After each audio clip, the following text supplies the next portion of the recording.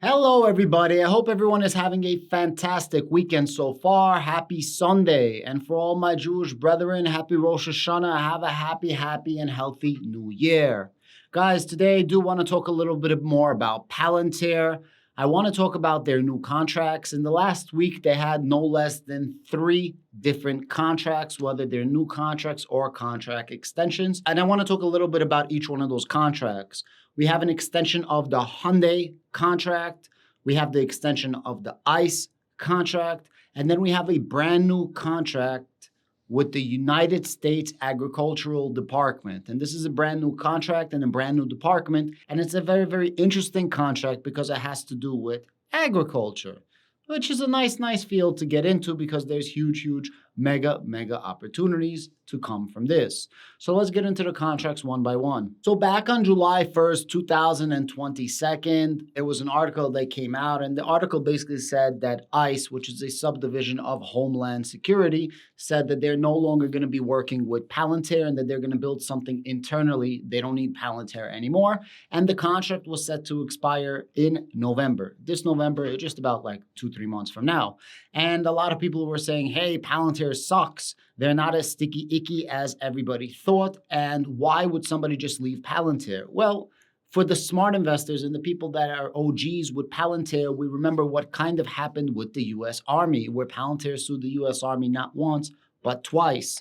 And the suit was not, you have to use Palantir. The suit was, well, if we can make something at the same or better cost that outworks, outpaces, and is just a better fit for you than you can make internally on your own, you have to reconsider looking elsewhere. That's what the suit basically said, because there was a law that was in place. And when the United States Army took a look, they said, yeah, Palantir can do what we need better than we could do. And they scratched their existing program, which was worth billions of dollars. They already put in billions, off the top of my head, like $3 billion. And they ended up signing up with Palantir. Well, this is kind of what's happening right now with ICE. ICE said, hey, we don't need Palantir. They were okay, but we could build something ourselves. We can do something on our own. There's no need to use Palantir. Lo and behold, I made a video the other day. If you missed that video, I'm going to go in depth in the contract. You click on this link right here and you can watch the entire video. And in this video, it says that they are now not only finishing their contract in November, but they are extending a $95 million contract with Palantir until the end of 2027.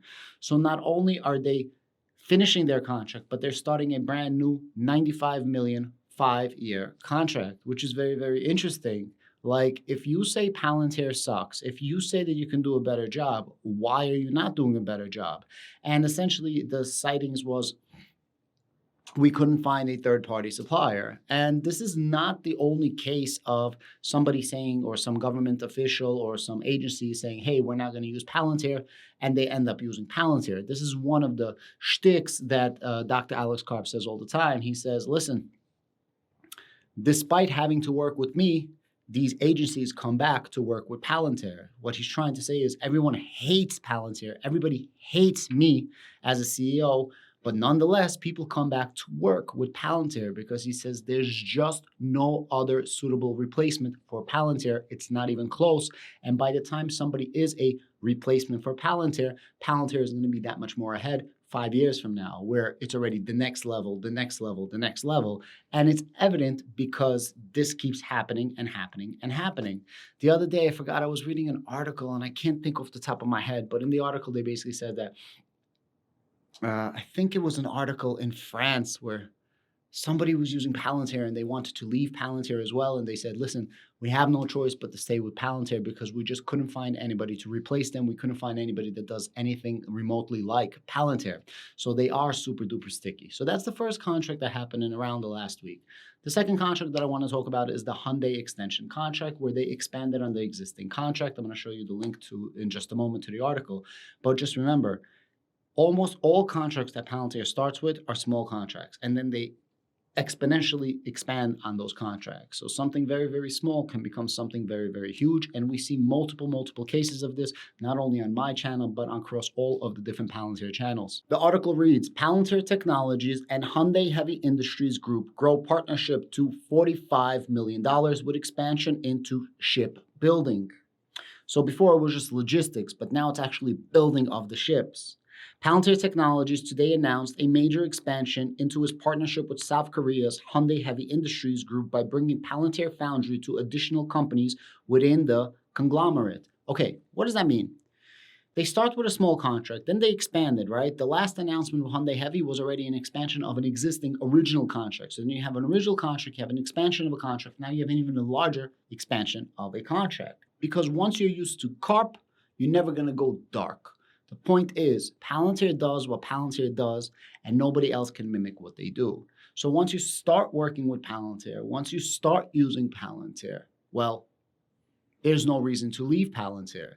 And they become really entrenched in your entire organization, and you can help one division, and then you're like, hold on a second, you can help another division. And the more divisions and the more sectors that Palantir helps, the better it can help all of those sectors put together, if that makes sense within your own personal organization.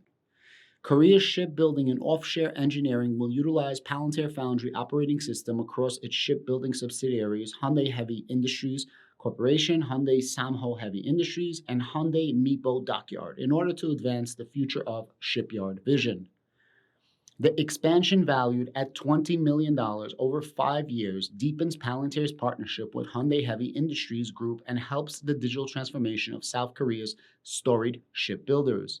As announced in January, Foundry is already in use across Hyundai Oil Bank and crude oil selection, daily refinery operations, and more. Hyundai Doosan Infracore, another HAI Group subsidiary, has been using Foundry since 2019. These contracts are valued at over $25 million, bringing the total contracts to $45 million over 5 years. Again, you start using Palantir, and then you build on that. And all of a sudden, the more places you can put Palantir into, the more places you can use Palantir Foundry, the better Palantir can help your company overall. Because again, this is not data shit. This is not snow crap. This is Palantir.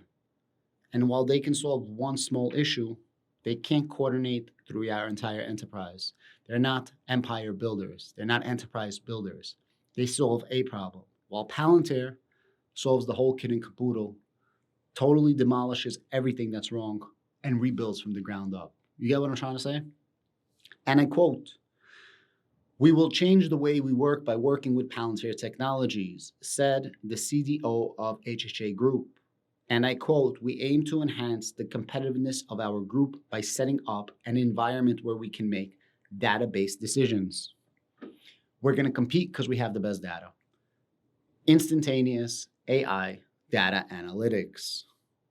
So this contract is with the United States Department of Agriculture. And if you go to section number 3, it said a description of the suppliers or services required to meet the agency's need include the estimated value. This contract will provide enhanced data integration of commercial off-the-shelf software to support data collection, integration in some of or all of VS data systems and standalone data sets, and analysis reporting of all integrated data in the COTS software to support, enable, and execute VS mission objectives. The contract will consist of 1 base year and 2 option years. The estimated value for the base year is $1 million, and then they can extend it for an extra $1 million for another 2 years. So you're getting one contract, 1 year, $1 million guaranteed, and a possible 3-year, $3 million contract. Now, what's very, very important with this is they are starting a brand new relationship. This is a brand new department. And if you go a little bit lower to section number 5, it's going to tell you that it's actually Palantir. I know you guys are going to say, Adam, this is not a Palantir contract. A statement, demonstration, the unique qualifications of the proposed contractor, or the nature of the action requiring the use of authority. The Palantir COTS software is the foundation of blah, blah, blah, blah, blah, blah, blah, blah, blah. Guys, as you can see, Palantir is most definitely increasing their capabilities. Palantir is most definitely increasing their visibility. And Palantir is definitely increasing its uniqueness and their ability to get in front of the right people, whether it's getting brand new contracts, whether it's extending on existing contracts multiple times, or whether it's reeling back an existing customer, who absolutely hates Palantir but has no choice but to work with Palantir because nobody else does what Palantir does. It is what it is. Palantir, slowly but surely, is most definitely changing the game. And again, the question is, can we dumb down our product before others can upscale their product? And I believe that it's easier to dumb down a product than to increase the capabilities of your product. Data shit, snow whack is all very, very shallow products. They help you with a specific thing. They don't completely rewire your entire business and make you do things that you didn't even know were possible. And that's where Palantir comes in. Again, I make the comparison for Adobe Suite. Palantir is Adobe Suite where it can do 40 different things and, put everything together to make you that much better. While Data Shit and Snow Whack is allowing you to do one portion of Adobe Suite, maybe a Photoshop or maybe an After Effects, but it can't put everything together, if that makes sense.